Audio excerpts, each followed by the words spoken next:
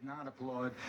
Welcome to the bitter partisan politics of Puerto Rico. How do you feel? You've been blamed for everything from kids dying to a cholera epidemic that didn't exist. Well, I don't know the mayor, but she was very, very nice at the very beginning. She said it's incredible what happened, and then all of a sudden I noticed she went a little bit on the nasty side, and I said, I guess she's running for office. And it turns out I was right. See, isn't that a shock?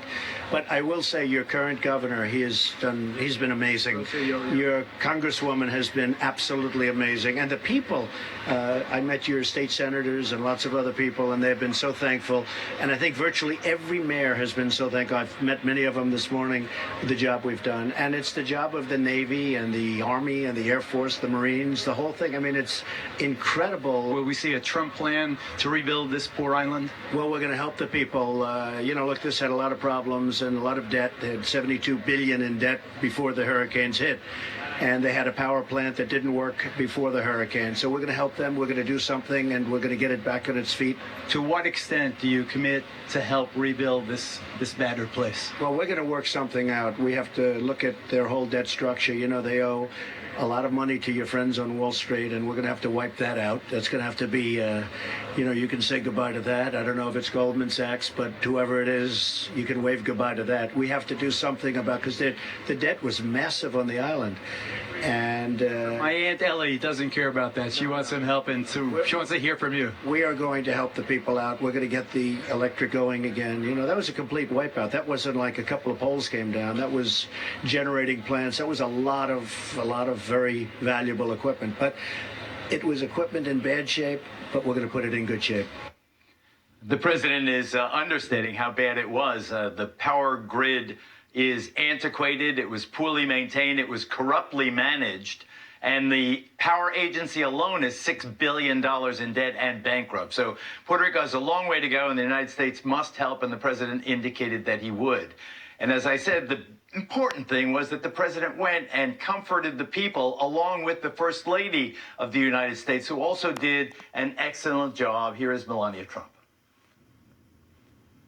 I'm here to put my support in, and for the children, for the families, and just to stay strong. And on the end, everything will work out and will be okay. We have a great family tradition on this island. Families really helping each other.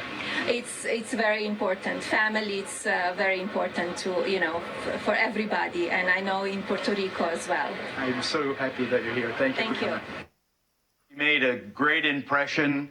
The vast majority of people received them well as we drove them in the motorcade or to the various neighborhoods where he was comforting, just ordinary people who had suffered catastrophic damage. The people had signs up, "Make Puerto Rico great again."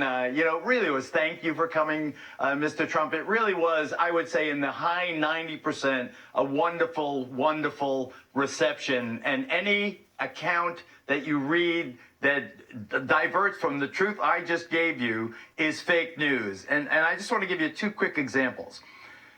President Trump was blamed for, in his alleged negligence in Puerto Rico, ignoring the outbreak of a cholera epidemic by no less than the Nobel Prize winning economist Paul Krugman in the New York Times. A cholera epidemic. There is no cholera in Puerto Rico. That was a tweet that stayed up there, was only deleted days after it was debunked.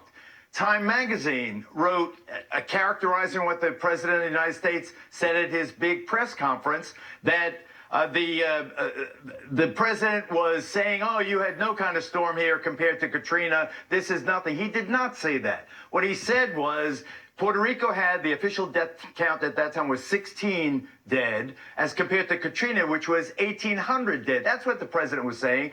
This was a rougher storm than Katrina, but we had far fewer 100th the casualties. And to characterize it that he was saying, this is so false. And I understand his frustration. We had a long talk about it on board Air Force One.